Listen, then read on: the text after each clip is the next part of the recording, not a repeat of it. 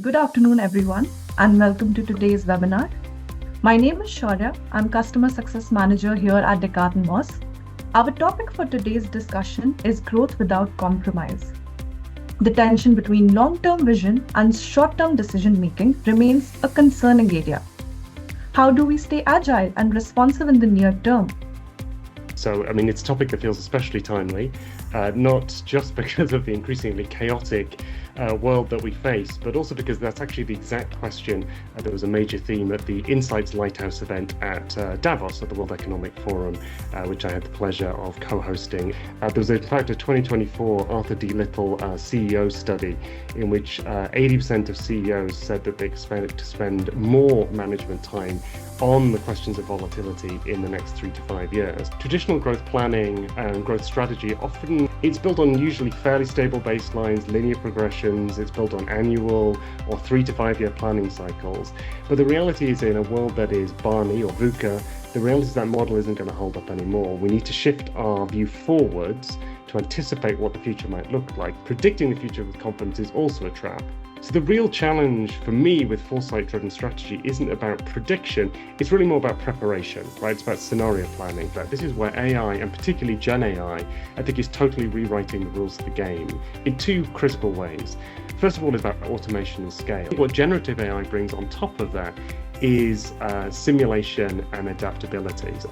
When I was at PepsiCo for almost a decade, we invested in building an AI-driven foresight system, even those years ago, using traditional AI, reusing machine learning.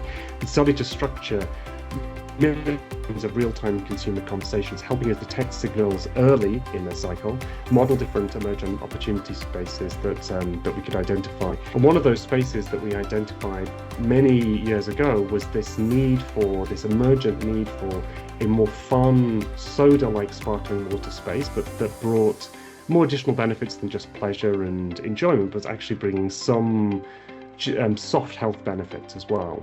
And that was the insight that initially informed the launch of Bubbly, which was the sparkling water that's PepsiCo launched in the US. So, in short, I think there's no doubt that a foresight-driven strategy is an absolute strategic necessity. That's great, Nick. Thank you very much, and so great to hear some fresh insight coming from Davos as well. There are three things that really jumped out at me. The idea that new reality requires new tools, right? Traditional methods are just not fit for purpose in the VUCA Bani. The second key message, I think, that for me was very clear to what Nick was saying, like AI is becoming a valuable tool to allow for scale, dynamism, speed. I think for me, those are really key words that we need to start embedding in our everyday business thinking. I was thinking that really true AI can play the role of like turbocharging business imagination, right? This leads me to the third key point, this idea that now in the future, competitive advantage will be gained through agility and adaptability rather than this endless pursuit of precision. Let's turn our spotlight on our very good friend and a very good partner of ours, Taylor. Our teams, in fact, have been working together now for a couple of years, I think, if more than that.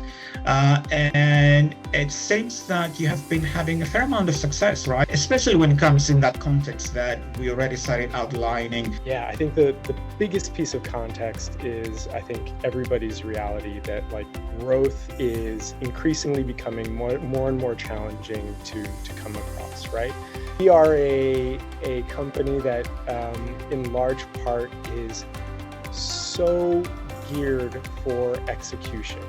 And one of the things that fosters is a much shorter term view and focus. It comes at a sacrifice of ensuring that as you're meeting the near term challenges, well, what are you also doing to lead you towards those larger, longer term ambitions? It really was a recognition of foresight in the prominent role that it needed to play. Foresight in and of itself had been within the tool set, so to speak, of our insights organization for the good part of 10 to 15 years. With this shorter term focus kind of driving the business, a lot of its use was ad hoc in nature.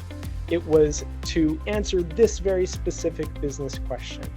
And what that led, unfortunately, to was, over the span of that time, although we had 40 something plus, instances of using Foresight, we probably had more than 20 or 25 different, provider partners, methodologies, approaches, et cetera, being used, right? And so if we don't have that consistency, we aren't really building the institutional knowledge of how to get the most value from it.